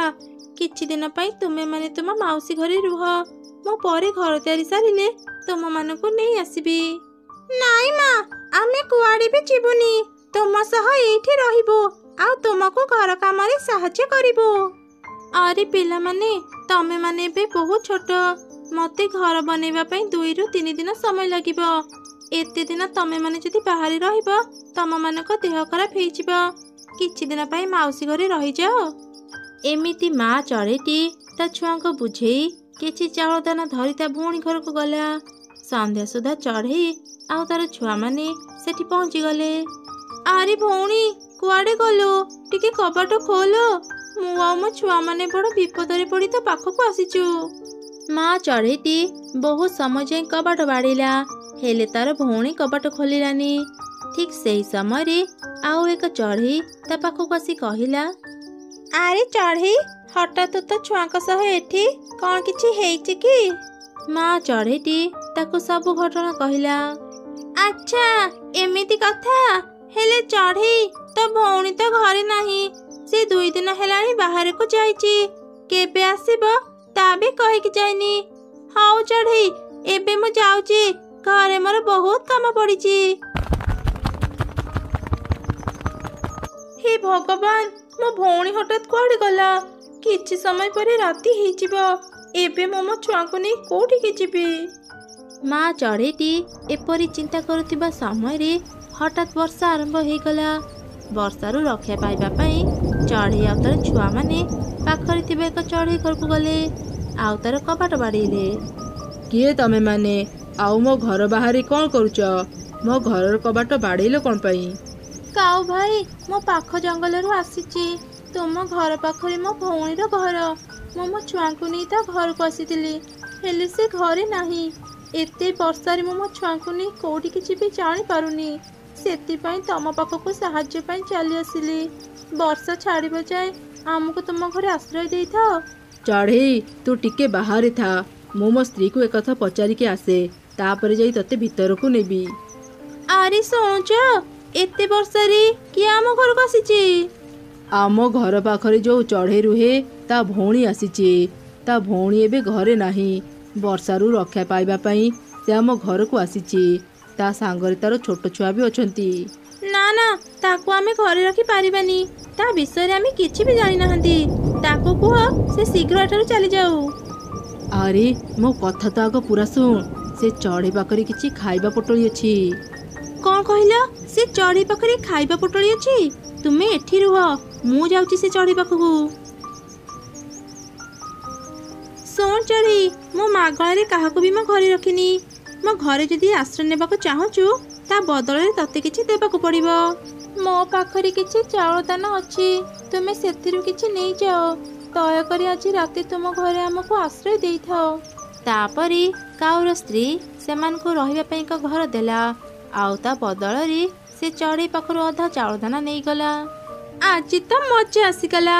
ଘରୁ କୁଆଡ଼େ ବି ନ ଯାଇ ବସି ବସି ଆମକୁ ଖାଇବା ମିଳିଗଲା। ଭଲ ହେଲା ସେ ଚଢ଼େଇ ଆମ ଘରକୁ ସାହାଯ୍ୟ ପାଇଁ ଆସିଲା। ହଁ, ତୁ ଠିକ୍ କହିଛୁ। ମୁଁ ଅଦା ପକେଇ ସମସ୍ତଙ୍କ ପାଇଁ ଚା ତିଆରି କରିଛି। ଯା, ତୁ ସେ ଚଢ଼େଇମାନଙ୍କୁ ବି ଚା ଦେଇଦେବୁ। ଆହା, ସେ ଚଢ଼େଇ ମାନେ କ'ଣ ଆମ ଘରକୁ କୁଣିଆ ଆସିଛନ୍ତି ଯେ ତମେ ସେମାନଙ୍କର ଏତେ ଚର୍ଚ୍ଚା କରୁଛ? ତମ ପାଖରେ ବହୁତ ଟଙ୍କା ହେଇଗଲା ବୋଧେ, ସମସ୍ତଙ୍କୁ ଏମିତି ମାଗଣାରେ ଚା ଦେଉଛ। ଏସବୁ ଚା ମୁଁ ପିଇଦେବି। ଏବେ ଚୁପଚାପ ଯାଅ ଶୋଇବ। ଏ କାଉ ମାନେ ବହୁତ ଲୋଭୀ। ଗୋଟେ ରାତି ପାଇଁ ସେମାନେ ମୋର ଅଧା ଚାଉଳ ଦାନା ନେଇଗଲେ। ଜଲ୍ଦି ସକାଳ ହେଇଯାଉ। ବର୍ଷା ଛାଡ଼ିଗଲେ ମୁଁ ମୋ ଛୁଆଙ୍କୁ ନେଇ ମୋ ଘରକୁ ଚାଲିଯିବି। ରାତି ପାହି ସକାଳ ହେଲା, ହେଲେ ବର୍ଷା ଛାଡ଼ି ନଥିଲା। ଚଢ଼େଇ ବାହାରକୁ ଆସି ଦେଖିଲା ବାହାରେ ବର୍ଷା ପଡ଼ୁଛି। ସେ ବହୁତ ଚିନ୍ତାରେ ପଡ଼ିଗଲା। ଠିକ୍ ସେହି ସମୟରେ କାଉର ସ୍ତ୍ରୀ ସେଠାକୁ ଆସିଲା। ଆରେ ଚଢ଼େଇ, ଆଜି ବି ବର୍ଷା ଛାଡ଼ିନି। ଯଦି ଆଜି ମୋ ଘରେ ରହିବାକୁ ଚାହୁଁଛୁ ତ ପାଖରେ ଯେତିକି ଚାଉଳ ଦାନା ଅଛି ମୋତେ ଦେଇଦେ। ହେଲେ କାଉ ଭଉଣୀ, ମୋ ପାଖରେ ମାତ୍ର ଅଳ୍ପ କିଛି ଚାଉଳ ଦାନା ଅଛି। ସେସବୁ ଯଦି ମୁଁ ତମକୁ ଦେଇଦେବି, ମୁଁ ଆଉ ମୋ ଛୁଆମାନେ କ'ଣ ଖାଇବୁ? ଆମ ଉପରେ ଟିକେ ଦୟା କର। ସେ କଥା ମୁଁ ଜାଣିନି। ମୋ ଘରେ ଯଦି ରହିବାକୁ ଚାହୁଁଛୁ ମୋତେ ତୋର ସବୁ ଚାଉଳ ଦାନା ଦେ, ନହେଲେ ମୋ ଘରୁ ବାହାରି ଯା। ବାଧ୍ୟ ହେଇ ଚଢ଼େଇ କାଉର ସ୍ତ୍ରୀକୁ ତା ପାଖରେ ଥିବା ସବୁ ଚାଉଳ ଦାନା ଦେଇଦେଲା। କାଉ ସେସବୁ ନେଇ ଘରକୁ ଚାଲିଗଲା। ସେଦିନ ରାତି ବିତିଗଲା, ତଥାପି ବର୍ଷା ଛାଡ଼ି ନଥିଲା। ସକାଳ ହେବା ପରେ ଚଢ଼େଇ କବାଟ ଖୋଲି ବାହାରକୁ ଆସି ଦେଖିଲା ବର୍ଷା ଛାଡ଼ିନି। ସକାଳୁ ସକାଳୁ କାଉର ସ୍ତ୍ରୀ ବି ସେଠି ପହଞ୍ଚିଗଲା। ଆରେ ଚଢ଼େଇ, ମୋତେ ଦେବା ପାଇଁ ତ ପାଖରେ ତ ଆଉ କିଛି ବି ନାହିଁ। ଏବେ ତୁ ତ ଛୁଆଙ୍କୁ ନେଇ ଶୀଘ୍ର ମୋ ଘରୁ ବାହାର। କାଉ ଭଉଣୀ, ଏମିତି କୁହନ୍ତୁନି। ତୁମେ ମୋର ସବୁ ଚାଉଳ ଦାନା ନେଇଗଲ। ଏବେ ମୋତେ ଘରୁ ବାହାର କରନି। ଏତେ ବର୍ଷାରେ ମୁଁ ମୋ ଛୁଆଙ୍କୁ ନେଇ କୁଆଡ଼େ ଯିବି? ମୁଁ କ'ଣ ଏଠି ଧର୍ମଶାଳା ଖୋଲିଛି ଯେ ତତେ ମୋ ଘରେ ମାଗଣାରେ ରହିବାକୁ ଦେବି? ମୋ ଘରେ ରହିବାକୁ ହେଲେ ତତେ କିଛି ଦେବାକୁ ପଡ଼ିବ। କାଉ ଚଢ଼େଇର କିଛି କଥା ନ ଶୁଣି ତାକୁ ଘରୁ ବାହାର କରିଦେଲା। ଚଢ଼େଇ ଆଉ ତାର ଛୁଆମାନେ ବର୍ଷାରେ ଭିଜିବାକୁ ଲାଗିଲେ। ମା, ଏବେ ଆମେ କ'ଣ କରିବା? କୁଆଡ଼େ ଯିବା? ବର୍ଷାରେ ଭିଜିବାକୁ ଜମା ଇଚ୍ଛା ହେଉନି ମା। ଏ ବର୍ଷା ପାଣି ବହୁତ ଥଣ୍ଡା। ପିଲାମାନେ ଟିକେ ଧୈର୍ଯ୍ୟ ଧର। ଚାଲ ଆମେ ଆଉ ଏକ ଚଢ଼େଇ ପାଖକୁ ଯାଇ ତାକୁ ସାହାଯ୍ୟ ମାଗିବା। ତାପରେ ଚଢ଼େଇ ତାର ଛୁଆଙ୍କୁ ନେଇ ଆଉ ଏକ ଚଢ଼େଇର ଘରକୁ ଗଲା। ସେ ସେଇ ଘରର କବାଟ ବାଡ଼େଇବା ପୂର୍ବରୁ ହଠାତ୍ ତାର ନଜର ଝରକା ଉପରେ ପଡ଼ିଲା। ସେ ଝରକାରେ ଦେଖିଲା ଘର ଭିତରେ ଏକ ବଡ଼ ଚିଲ ଶୋଇଛି। ଚିଲକୁ ଦେଖି ଚଢ଼େଇ ଖୁବ୍ ଡରିଗଲା। ହେ ଭଗବାନ, ଏଇଟା ତ ଗୋଟେ ଚିଲର ଘର। ଭଲ ହେଲା ମୁଁ ଘରର କବାଟ ବାଡ଼େଇଲିନି। ଚିଲ ମୋ ଛୁଆଙ୍କୁ ଦେଖିଲେ ମାରିଦେବ। ମୁଁ ଶୀଘ୍ର ଏଠୁ ପଳାଏ। ତାପରେ ଚଢ଼େଇ ଶୀଘ୍ର ସେଠୁ ଚାଲିଗଲା। ସେ ତା ଛୁଆଙ୍କୁ ନେଇ ଏକ ଗଛ ଡାଳରେ ବସିଥିଲା। ଅନେକ ସମୟ ବର୍ଷାରେ ଭିଜିବା ଯୋଗୁଁ ଚଢ଼େଇ ଛୁଆଙ୍କ ଦେହ ଖରାପ ହେଇଗଲା। ଏହି ବର୍ଷାରେ ଭିଜିବା ଯୋଗୁଁ ମୋ ଛୁଆଙ୍କ ଦେହ ଖରାପ ହେଇଗଲା। ମୁଁ ଏ ଜଙ୍ଗଲରେ କାହାକୁ ବି ଜାଣିନି। କାହା ଘରକୁ ଯିବି ମୁଁ? ହେ ଭଗବାନ, ଏବେ ତ ବର୍ଷା ଛାଡ଼ିଯାଉ। ଏମିତି କହି କହି ମା ଚଢ଼େଇଟି କାନ୍ଦୁଥିଲା। ବହୁ ସମୟରୁ ମା ଚଢ଼େଇ ଆଉ ତାର ଛୁଆମାନେ ବର୍ଷାରେ ଭିଜୁଥିଲେ। ଏସବୁ ଘଟଣା ଦୂରରୁ ଏକ ଚଢ଼େଇ ଦେଖୁଥିଲା। ସେ ତାଙ୍କ ପାଖକୁ ଆସିଲା। ଆରେ ଚଢ଼େଇ ଭଉଣୀ, ମୋ ନାଁ ମିନୁ। ମୁଁ ବହୁ ସମୟରୁ ତମକୁ ଦେଖୁଛି। ତୁମେ ଏଇ ପ୍ରବଳ ବର୍ଷାରେ ଛୁଆଙ୍କ ସହ କାହିଁକି ଭିଜୁଛ? ମୁଁ ତମକୁ ଆଗରୁ ତ ଏଇ ଜଙ୍ଗଲ ଦେଖିନି। ତୁମେ କୋଉଠୁ ଆସିଛ? ତୁମେ କ'ଣ ରାସ୍ତା ଭୁଲି ଯାଇଛ? ମା ଚଢ଼େଇଟି କାନ୍ଦି କାନ୍ଦି ତାକୁ ସବୁ କଥା କହିଲା। ସବୁ ଶୁଣିଲା ପରେ ମିନୁ ଚଢ଼େଇ ମନରେ ଦୟା ଆସିଲା। ତୁମେ ଚିନ୍ତା କରନି ଚଢ଼େଇ ଭଉଣୀ, ମୁଁ ତମକୁ ସାହାଯ୍ୟ କରିବି। ଆସ, ଛୁଆଙ୍କ ସହ ମୋ ଘରକୁ ଆସ। ଚଢ଼େଇ ସେମାନଙ୍କୁ ନିଜ ଘରକୁ ନେଇଗଲା ଆଉ ତାଙ୍କୁ ଘୋଡ଼େଇ ହେବା ପାଇଁ ଏକ କମ୍ବଳ ଦେଲା।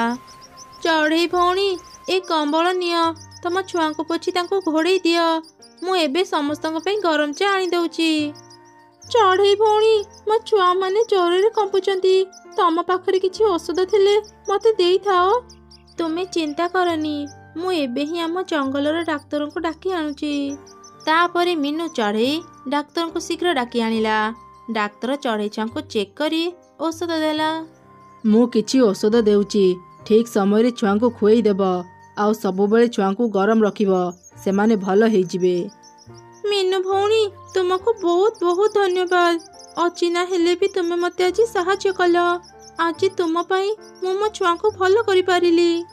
ଏହିପରି ବେଶ କିଛି ଦିନ ବିତିଗଲା। ବର୍ଷା ବି ଛାଡ଼ିଗଲା। ଧୀରେ ଧୀରେ ଚଢ଼େଇର 7 ଛୁଆ ସୁସ୍ଥ ହେଇଗଲେ। ମିନୁ ଭଉଣୀ, ଯିବାକୁ ତ ଇଚ୍ଛା ହେଉନି, ହେଲେ ମୋତେ ଯିବାକୁ ପଡ଼ିବ। ତୁମେ ମୋର ଯେଉଁ ଉପକାର କଲ, ମୁଁ ତା କେବେ ବି ଭୁଲି ପାରିବିନି। ହେଲେ ଚଢ଼େଇ ଭଉଣୀ, ତୁମ ଘର ତ ଭାଙ୍ଗି ଯାଇଛି। ଏବେ ତୁମେ କୋଉଠି ରହିବ?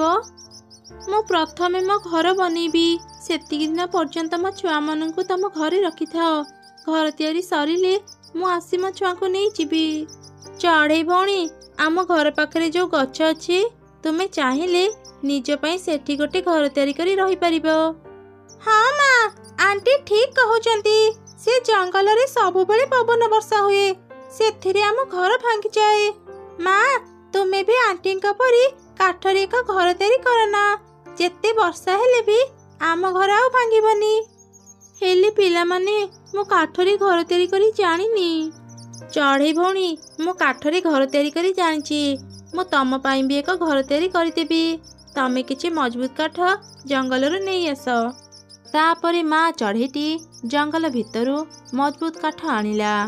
ମିନୁ ଚଢ଼େଇ ସେ କାଠରେ ଏକ ସୁନ୍ଦର ଘର ତିଆରି କରିଦେଲା। ମିନୁ ଭଉଣୀ, ତୁମେ ସତରେ ବହୁତ ଦୟାଳୁ। ତୁମକୁ ଯେତିକି ଧନ୍ୟବାଦ ଦେଲେ ବି କମ୍ ପଡ଼ିବ। ତୁମ ପାଇଁ ଆମେ ଏକ ମଜବୁତ ଘର ପାଇଲୁ। ସେଦିନ ପରଠାରୁ ଚଢ଼େଇ ତାର 7 ଛୁଆଙ୍କୁ ନେଇ ସେ କାଠ ଘରେ ରହିଲା। ଯେତେ ବର୍ଷା ହେଲେ ବି ତାଙ୍କ ଘରର କିଛି କ୍ଷତି ହେଲା ନାହିଁ। ଗୋଟିଏ ଜଙ୍ଗଲରେ ଥିଲା ଏକ ଦୁଷ୍ଟ କାଉ। ଚଢ଼େଇ ମାନଙ୍କୁ ହଇରାଣ କରି ସେ ବହୁତ ଖୁସି ହୁଏ। ସେହି ଜଙ୍ଗଲରେ ରିନୁ ଆଉ ମିନୁ ନାମରେ 2ଟି ଚଢ଼େଇ ଖୁବ ଭଲ ସାଙ୍ଗ ଥିଲେ। ଦିନେ ରିନୁ ମିନୁ ପାଖକୁ ଆସି କହିଲା, ଆରେ ସାଙ୍ଗ, ଆଜି ବୁଧବାର, କାଲି ଗୁରୁବାର, ପହରଦିନ ଶୁକ୍ରବାର, ମାନେ ସିନେମା ବାର। ହଁ, ତୁ ଠିକ୍ କହିଲୁ। ହେଲେ ସାଙ୍ଗ, ପ୍ରତି ସପ୍ତାହରେ ସେଇ ପୁରୁଣା ସିନେମା ଦେଖି ଦେଖି ଭାରି ବିରକ୍ତ ଲାଗିଲାଣି। ପୁରୁଣା ହେଲେ ବି ମତେ ସିନେମା ଦେଖିବାକୁ ଭାରି ଭଲ ଲାଗେ। ଏଇଥର ଯୋଉ ସିନେମା ପଡ଼ିଥିଲା, ତା କାହାଣୀ ଦେଖି ତ ମୋ ଆଖିରୁ ପାଣି ବାହାରିଗଲା। ସେଇ ସିନେମାଟା ଭାରି ଭଲ ଥିଲା। ସେ ସିନେମାର କାହାଣୀ ଦେଖି ମୁଁ ବି କାନ୍ଦିଥିଲି। ଯଦି ପ୍ରତିଦିନ ଆମକୁ ସିନେମା ଦେଖିବାକୁ ମିଳନ୍ତା, କେତେ ମଜା ଲାଗନ୍ତା ନା? ଆରେ ଶୁଣ, କାଉ ପାଖରେ ତ ଏକ ରେଡ଼ିଓ ଅଛି। ମୁଁ ଶୁଣିଛି ରେଡ଼ିଓରେ ବଢ଼ିଆ ବଢ଼ିଆ ଗୀତ ବାଜେ। ଚାଲ ନା, ଆଜି ତାକୁ ତା ରେଡ଼ିଓ ମାଗିବା ଆଉ ବଢ଼ିଆ ବଢ଼ିଆ ଗୀତ ଶୁଣିବା। ଆରେ ସାଙ୍ଗ, ତୁ କ'ଣ ସେ କାଉର ଗୁଣ ଜାଣିନୁ ଯେ ତା ପାଖକୁ ଯାଉଛୁ ରେଡ଼ିଓ ମାଗିବାକୁ? ତୁ ତାକୁ ମାଗିବୁନି, ମୁଁ ତାକୁ ରେଡ଼ିଓ ମାଗିବି। ତୁ ଖାଲି ମୋ ସାଙ୍ଗରେ ରହିବୁ। ଆରେ ସକାଳୁ ସକାଳୁ କ'ଣ ତମେ ମାନେ ମୋ ଘରକୁ ଆସିଲଣି? କାଉ, ଆଜି ଦିନକ ପାଇଁ ତ ରେଡ଼ିଓଟା ଆମକୁ ଦେଇଥା। ଆମେ ଗୀତ ଶୁଣି ସାରିଲା ପରେ ତତେ ତ ରେଡ଼ିଓ ଫେରେଇ ଦେବୁ। तमे माने भाभी केमिति पारिल जे मु तम मानुको मो रेडियो देबी 2 टंकार चढ़ई चली आसिले मो दामी रेडियो नेबा पाई जाओ चल जाओ एठू कौन हैला काऊ तू आमको 2 टंकार चढ़ई कहलु भल आमर किछि त हेले दाम अछि हेले तोर तो सेतिकी भी नहीं मुह संभाली कथा कह चढ़ई नहले देखिबू मु तोर कौन अवस्था करिबी बहुत हे गला चल रेणु आमे एठारु चली जिबा ए काऊ पाखको आसिकी भूल हे गला 2 सांग सेठारु चली आसिले रास्तारी सेमाने अन्य चढ़ई मानकु एक गछ तळे बसिथिबार देखिले सेमाने तांको पाखौ गले अरे रेणु मेनू एते समय धरी तमे माने कोठी थिल आमे सब एठी बसी गपसप करूथिलु रेणु आज तू आम पई गोटे गीत गाई दे ना बहुत दिन रु आमे तो पाखरु गीत सुनिनु अच्छा हौ मु एबे गाउची मु परदेसी चढ़ई गाइबार स्वप्न नेई गाई जाई कहा पाई जानिना जानिना जानिना मु परदेसी चढ़ई ठीक से ही समय रे माइक धरी राजू चढ़ी सेठाକୁ आसी घोषणा कला तम मानक पाई एक खुशीर खबर एथर शुक्रवार दिन सिनेमा हॉल रे एक नुआ सिनेमा पड़िबो जहार भी नुआ सिनेमा देखिबाकू इच्छा से शुक्रवार दिन सिनेमा हॉल को आसीबो राजू भाई एथर सिनेमा टिकेट रो दाम केते कहिलो टिकट रो दाम मात्र 20 टंका एथर नुआ सिनेमा पड़िबो समस्ते आसीबो हाँ नुआ सिनेमा देखिबाकू आमे समस्ते जीवु एमिति से दिन बीतीगला पर दिन सकाळ हेउ हेउ ही झड़ वर्षा आरंभ होईगला सारा दिन वर्षा हैला जा फल चारिआडी पानी जमा होईगला एमिति कि सिनेमा हॉल रे भी पानी जमा होईगला चढ़ई माने सिनेमा देखि पारिबेनी भाबी चिंतारे थिले से राति जाई सकाळ हैला वर्षा पूरापूरी छाड़ीगला जा हो ए वर्षा छाड़ीगला आज आमे नुआ सिनेमा देखि पारिबु तापरे समस्ते सिनेमा हॉल को गले टिकट काटी समस्ते भीतर को गले सिनेमा आरंभ हेबाकू आउ 1 घंटा बाकी थिला एसबु दूररु काउ देखुथिला से मनरे चिंता कला चढ़ई मानकू एते खुशी रे देखिले मते जमा भी भल लागिनी जेमिति भी हेउ आज मु एमानको खुशी नष्ट करि देबी हेले केमिति हाँ मने पड़िला मो घरे किछि मूला अछि जाए पेट पूरा मूला खाई दे आसे तापरे सिना मु मो काम करि पारिबी काऊ हसी हसी निज घर को गला आउ पेट पूरा मूला खाई दे सिनेमा हॉल को गला सेपटे सिनेमा भी आरंभ हो जाइतिला समस्ते मन ध्यान रे सिनेमा देखुथिबा समय रे काऊ मन रे चिंता कला एई तो सुजोग मिली गला एबे मो काम करि दिए छी छी की दुर्गंध मते बांती उठेलानी किए एमिति दुर्गंध छाडुची छी मु ए दुर्गंध रे आ रही परिबिनी ए गंध रे मोर भी मुंड बुलेलानी किए एमिति कला आउ ए गंध रे रही हेबनी चलो चलो शीघ्र बाहर को जिबा एमिति सबु चढ़ी सिनेमा हॉल रु बाहरी गले ए सबु देखि काऊ निज हस को संभाली पारिलानी से जोर जोरे हसी पकेला काऊ रे एमिति हस देखि समस्ते बुझी गले ए सबु काऊ रो काम बदमाश काऊ ताहाले ए सबु तोर काम यारी पाई आज आमे सिनेमा देखि पारिलेनी चलो समस्ते ए काऊ को उच्च शिक्षा दरकार तापरे सबु चढ़े मिसी काऊ को बहुत पिटिले सिनेमा हॉल रे भी पानी भर्ती हेथिबारु काऊ बाहर को आसी पारिलानी चढ़ी मानक माड़ खाई खाई काऊ बेहोश हो गला ए सबु घटना रे काऊ बहुत डरी गला से दिन परठारु काऊ आउ चढ़े मानक हैरान कला नाही।